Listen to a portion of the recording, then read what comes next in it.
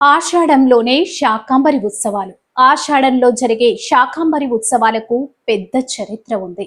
పూర్వకాలంలో 100 ఏళ్ల కరువుతో పాడి పంటలు పండక ప్రజలు తీవ్రమైన సంక్షోభ పరిస్థితులను అనుభవించినట్లు పురాణాల ద్వారా తెలుస్తుంది.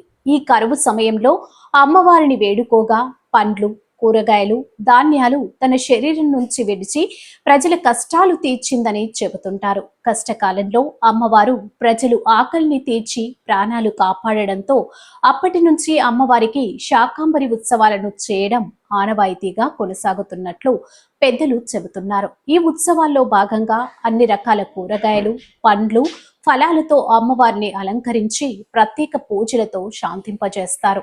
ఈ వేడుకలు నిర్వహించడం వల్ల అతివృష్టి, అనావృష్టి దరి చేరవని ఆలయ అర్చకులు అంటున్నారు.